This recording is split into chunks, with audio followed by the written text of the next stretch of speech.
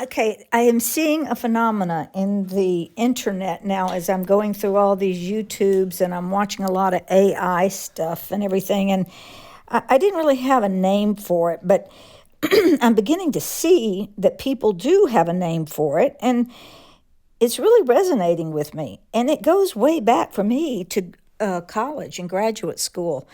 Because when you would write papers, and I was always in the education and in the humanities area, we would laugh among ourselves as students because it wasn't about the quality of your work, it was how many pages it was, how verbose you were.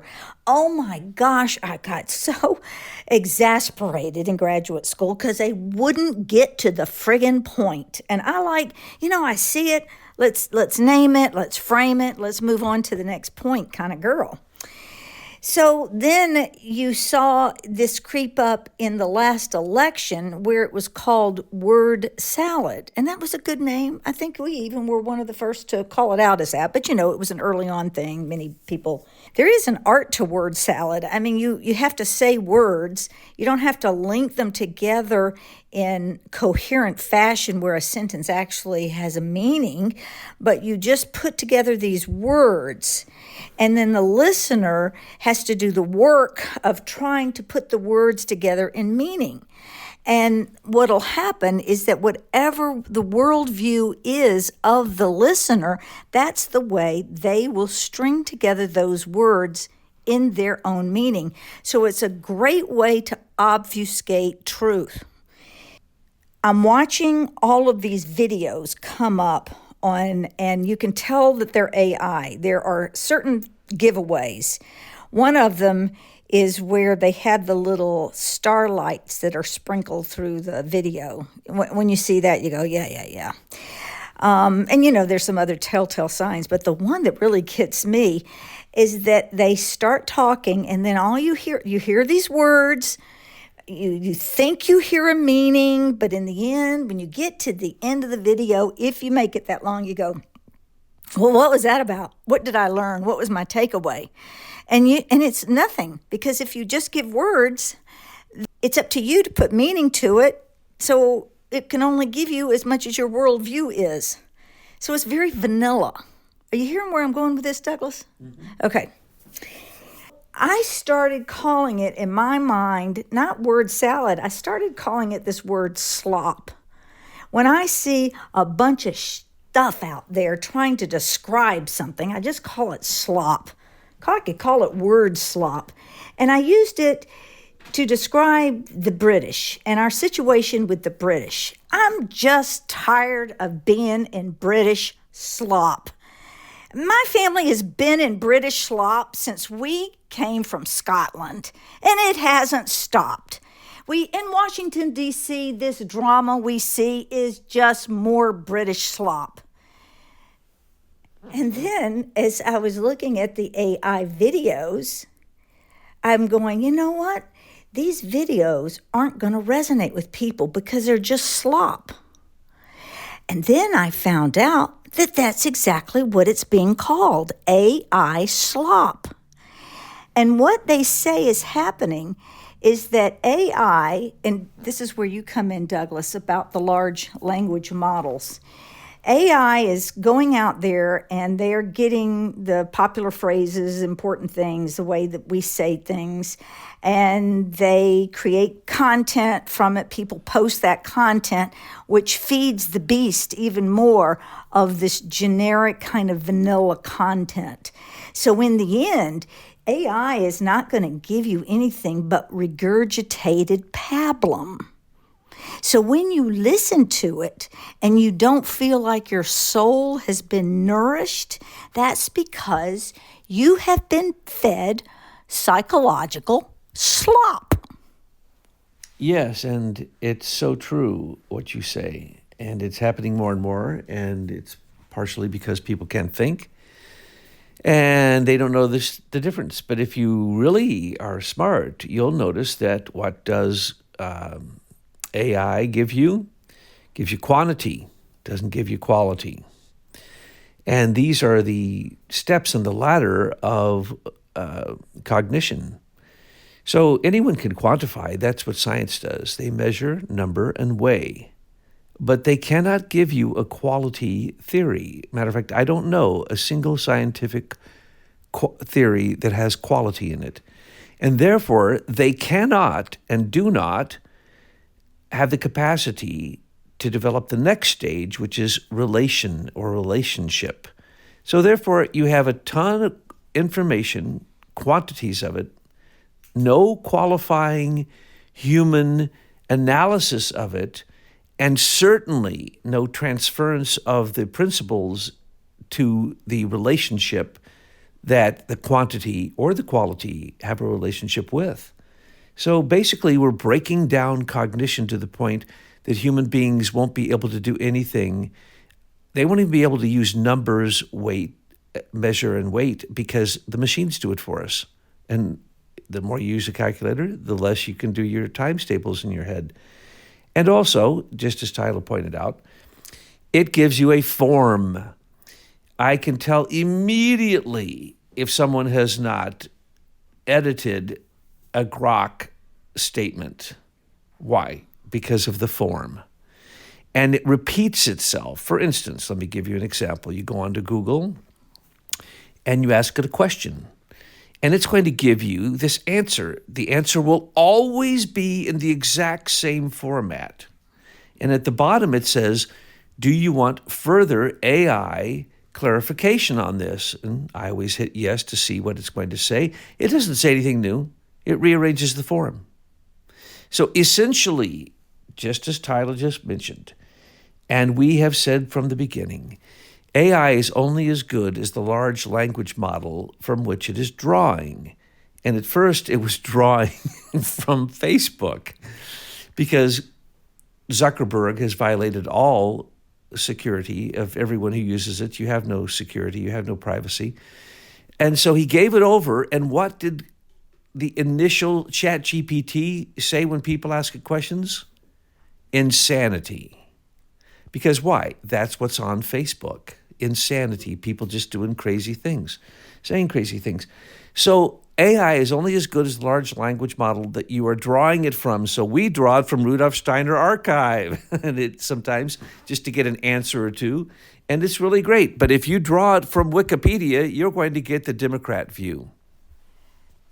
Well, you say that when we draw it from Rudolf Steiner, where I guess I want to go with that is I'm listening to more, I see more AI, I'm listening to more AI voices. You begin to recognize the few that they offer because people are choosing the more popular ones. And, as soon as you hear the voice, you go, okay, AI. You see the twinkly little things on the video, AI. And then you get a minute in there and you realize you're hearing word salad or slop. You're not getting any kind of boom, boom, booms. I'm taking away stuff. You see, video is really for two purposes. It's for entertainment and for education.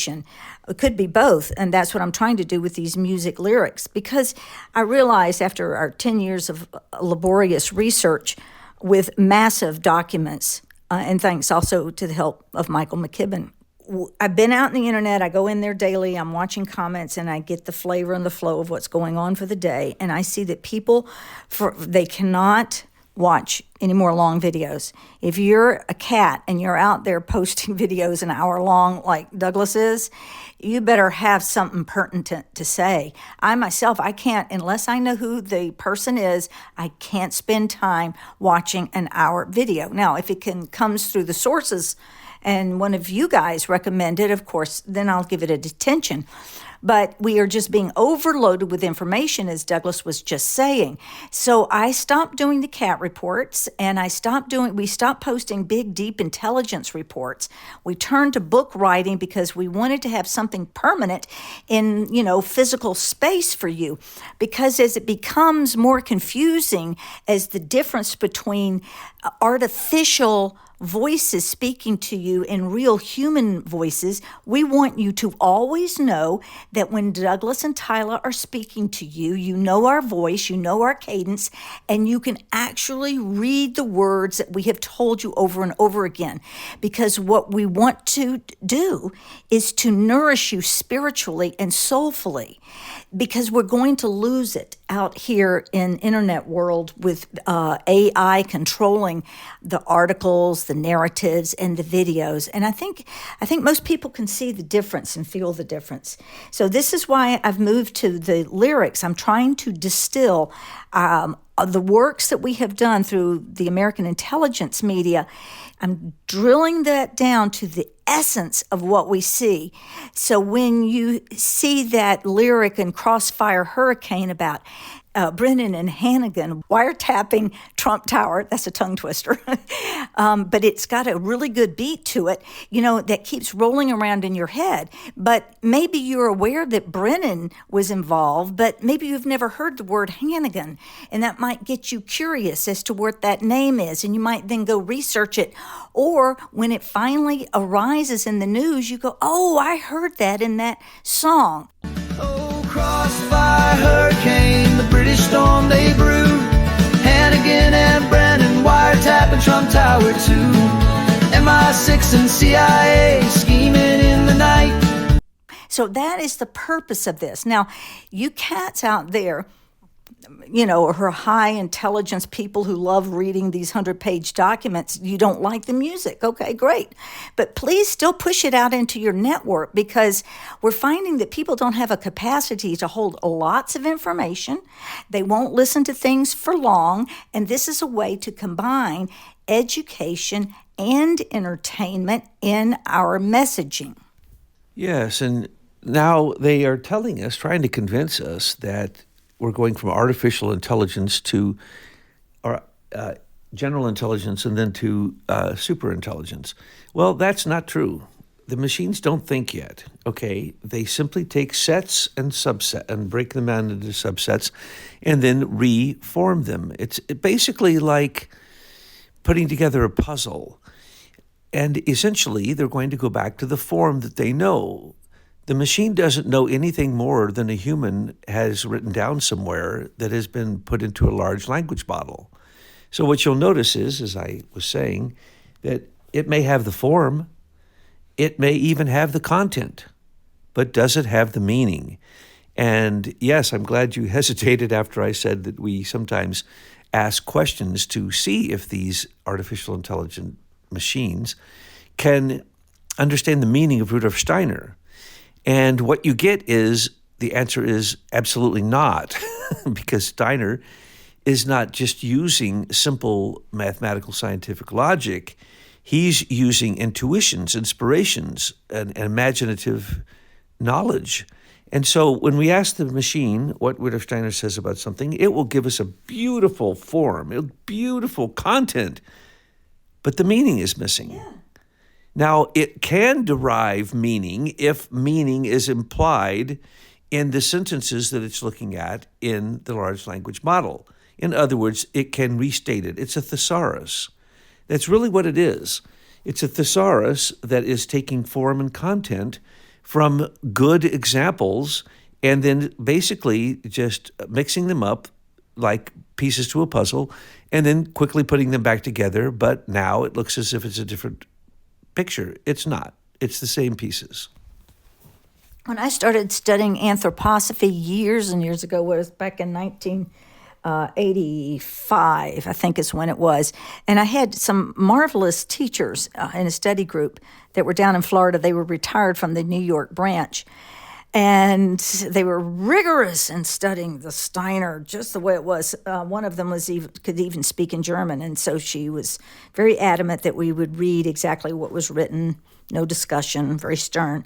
Sometimes I say, oh, why can't Rudolf Steiner get to the point? Why do I have to read like 20 pages before he could have said what he needs to say right up at the front?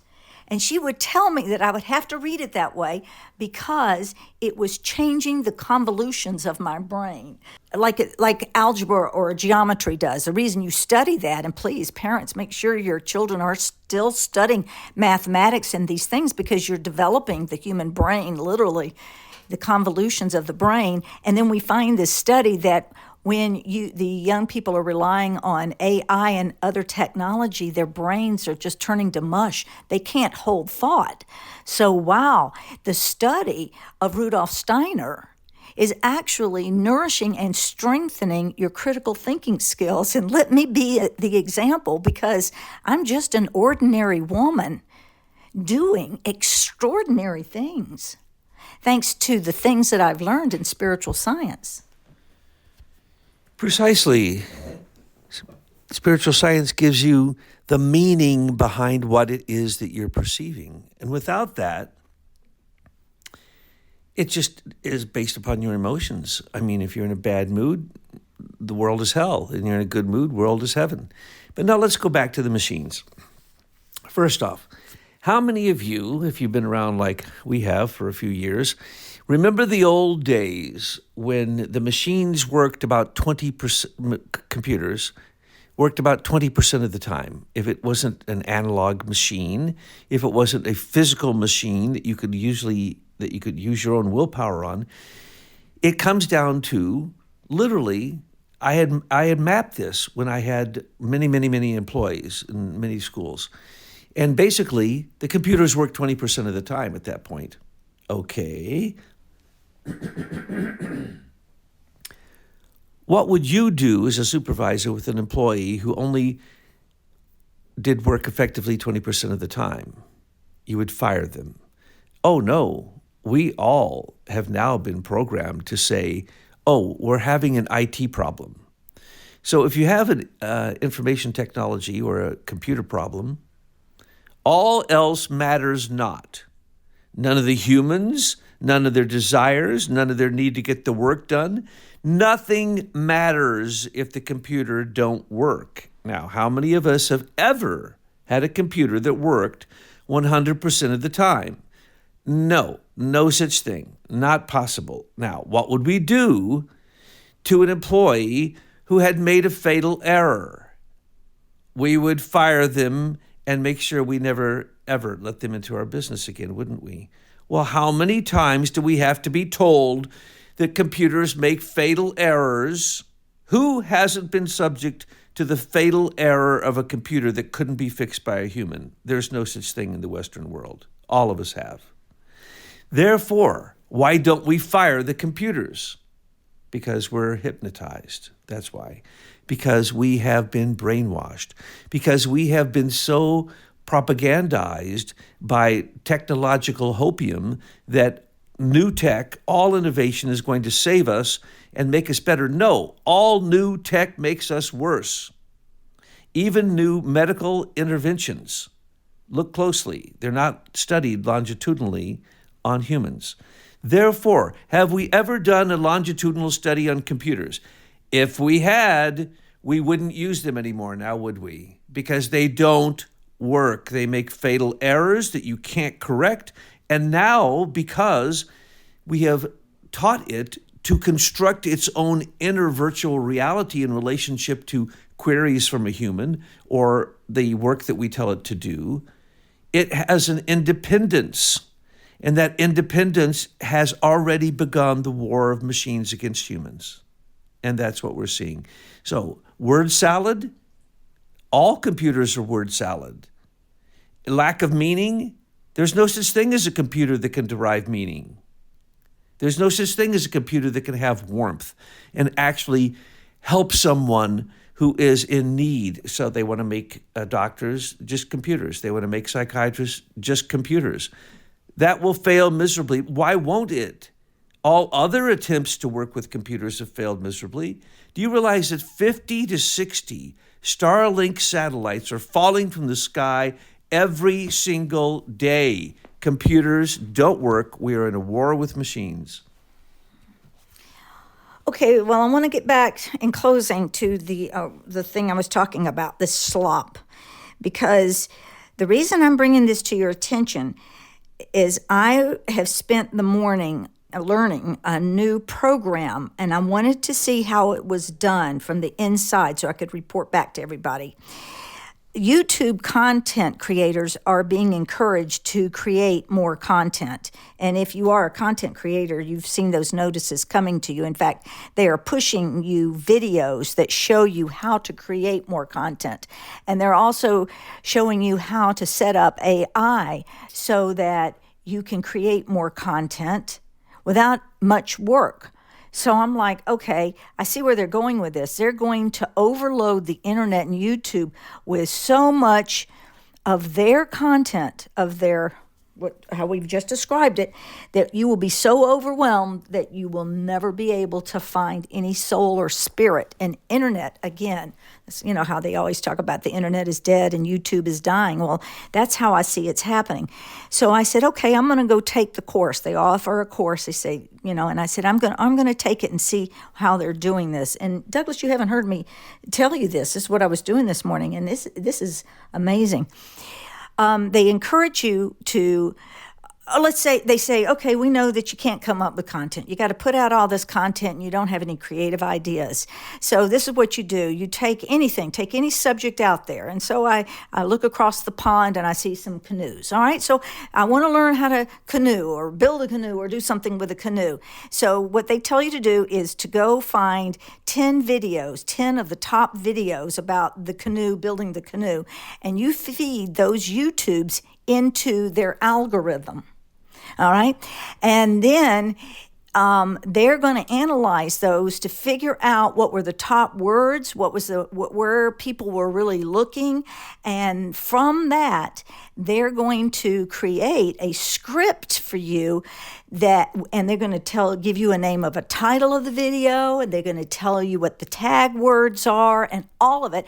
And they're going to give you a script based upon the best content they could find off of those 10 top videos. And then you as a content creator, I won't go the next level, but then you can go and you can speed dial it. You can, get an avatar to read it. You can get another AI thing to do the backgrounds. And then you can put out tons of content. But you can see what's happening is that then, let's say 6 months from now, I go back to look at the canoes and I look for the top 10. Well, maybe the top 3 are actually derived from the other 10 that were first there.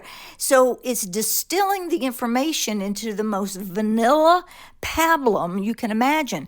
So that's why when you go into YouTube lately, there just doesn't seem like there's anything there because it's all regurgitation. Isn't that fascinating how that works? Did you know this? Yeah. Well, yeah, it's all a matter of dilution, isn't it? But it's giving you a luciferic promise that the computer is going to make you omniscient, omnipresent, and omnipotent. Think of it, folks. I'm talking to a young person who trusts me, and I'm their teacher. And I say something. What do? They take out their phone and they check it on the phone to see if I'm right. What that is doing is instead of that person being able to use their sense of ego to read my ego, to perceive my ego, to realize whether I'm speaking the truth or not, is lost. Because humans are devolving into machine intelligence. Machine intelligence is just repetitive sets broken to subsets, period. That's all it is. It's ones and zeros. It has nothing to do with human intelligence or meaning or quality or the higher forms of cognition. So what do we have? We have the mythology that machines will be superior in intelligence to human intelligence. That is a myth. It is a lie. It is complete nonsense. Not true. Any machine, for instance, DeepMind, can beat 5 world-class players in 5 different board games. It was a human who programmed the computer to do that. And who was it? The top players in the world programmed the computer and put in every game they ever played so the computer would have those as options. It had nothing to do with the computer being intelligent. Now, let's look at this. We know for a fact that computers provide you with a false ego because, as I just said, it makes you think you know everything. You can communicate to anyone in the world, and you can basically do anything as Tyler just described. You can go on and have a dozen different programs, supposed AI programs, working for you on a single project, but it's the human being who directs it. Computers don't ask questions. They don't have a sense of curiosity, okay? They only do what they're told. Garbage in, garbage out, and right now it's mostly garbage in. So, what do we know for a fact? That the longer you're on the internet, the more antisocial you become. The longer you're on your iPhone, the more depressed and suicidal you become. And the longer you're on your computer, the more you think you deserve the power that it seemingly gives to you. These are severe delusions and illnesses, psychosis and neurosis. So and people forget because they said, well, we'll just accept it. Computers have taken over all human activity. No, I don't accept it. And no, I don't do that. And no, I don't use money cards so much. I try to use real cash, and I never watch television because it's all programmed. I don't watch anything that I know has subliminal programming in it, which is any big show, period. So you don't have an ego. Your ego is being drawn down into the darkness of the earth because these are, in fact, demonic beings coming up out of the past history of the earth with the electromagnetism, which is binding human beings to the earth, stealing their ego, and giving them, as Tyler insinuated to begin with, and I will now make it very clear, a slop of an ego. Your ego is a sloppy computer mimic of human intelligence, and we are falling for it that the computer is telling us what to do. Data centers drain our power, darken the sky, guzzle water, choke the air, corporate greed runs high, bills climb steep, break our backs, prices never fall, hunger steals our cash, crushing one and all. Rise up, say no to these demon lairs, unite at town halls, fight despair, souls trapped in code, machines steal our lives, stand as one, resist with might.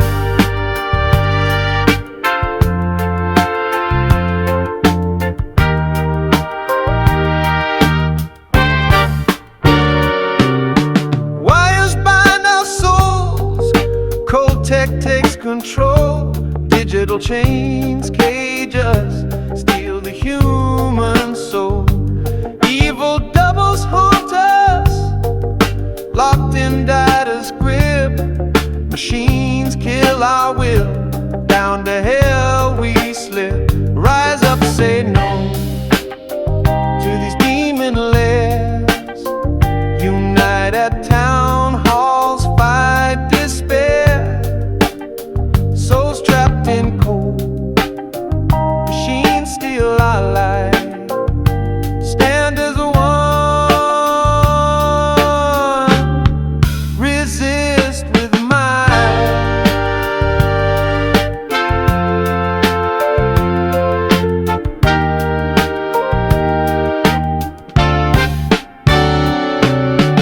Energy bills soar, crush our hope and land, rally now, defy, together we withstand, pray for higher help, break free from the cabal, spirit calls us now, heed the sacred call. Rise up, say no to these demon lairs, unite at town halls, fight despair, souls trapped in cold, machines steal our lives, stand as one,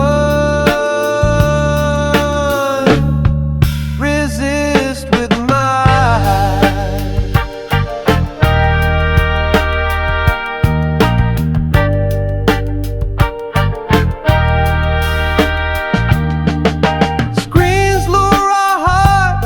Cold code blinds our sight. Digital ghosts trap us, steal our inner light.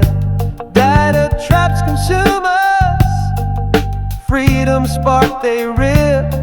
Machines crush our spirit, into darkness we slip. Rise up, say no to these demon lairs. Unite at town